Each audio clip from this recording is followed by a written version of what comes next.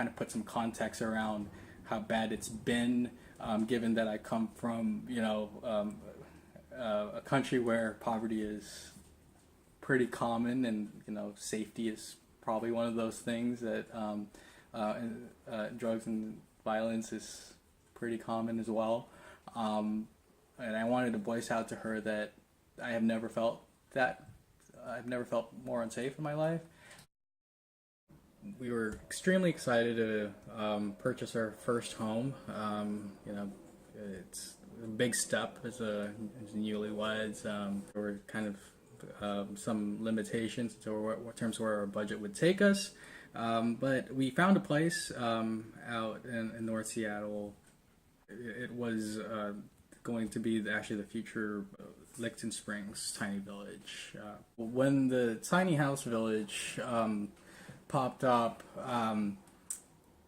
our first reaction honestly wasn't of dread or fear. Within the first couple months of the tiny house village starting, it was pretty quiet.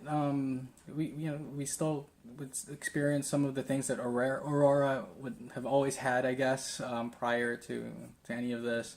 But shortly after a couple of months, we started going to work with a pepper spray. I never thought that I would ever need to go to work and go home to the safety of my own home carrying a pepper spray. People started just sleeping and building camp right across our building. And it started with people, 2 or 3 people setting up a mattress, and then setting up tents, and then yeah, and so I took it to kind of myself to report this to Find and Fix It as like kind of legal encampment. And upon taking a picture of it, I think there was an individual that saw me. So later on that evening, even though like a lot of our neighbors started reporting it and there were a lot of calls, the police had come out, and it was timely because I was out with my dog and I was actually called out, and looked like the person wanted to confront me. When the cops were there, that lady started shouting, right? And saying that's his fault. It's that Asian guy's fault. Kind of like anxiety over like, oh no, I am now being marked in my own home, and the safety of my own home was super impactful. Never have I felt that more unsafe in a place, especially that we just recently moved into, because now my face is known, and I would walk to work, walk to the bus to work every day, and I would fear now that that I could get attacked, or it could be, something bad could happen to me. And walking out, just a normal night, taking out my dog, and within our own property that's enclosed by a fence, getting out and exiting, and seeing, people that have decided to move in and use drugs.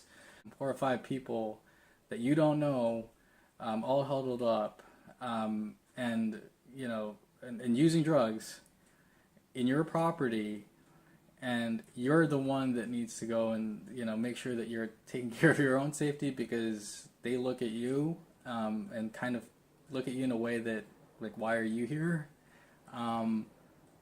That's a pretty visceral feeling, It's my home. I shouldn't be in fear of walking around in my home. We would start seeing human feces right by the yard. Open air drug deals occurring on a daily basis. Suspicious people roaming around. We also saw an increase in the amount of needles that were disposed of, all around the areas. We walk our dogs. We like to walk around our neighborhood. One of our neighbors listed their condo for sale, and they did get an offer, but as the camp grew, the buyer rescinded their offer. They ended up accepting an offer for about $15,000 less. We have neighbors that we're still very close with. Can't get out. Mm-hmm. They want to get out. they won't be able to get out. Learning from my experience of not doing any more find it, fix it, so I thought, hey, like, let me try to get an audience with my leader, my representative in District 5, Deborah Juarez. My wife and I came there, and we wanted to share our experience of, you know, all the issues that led us to a point of now having to sell a home that we just bought 6 months prior. And I needed her help and her leadership to be able to address the issues that we were facing. And unfortunately, she responded back with, and in front of everybody else, responded back and said that this issue was not hers to take, but was an SPD or Seattle Police issue.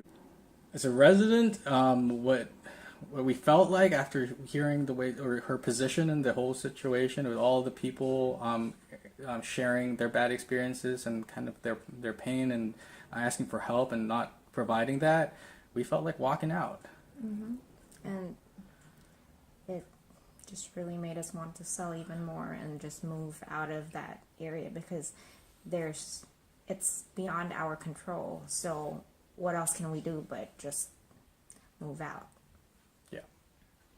Helpless.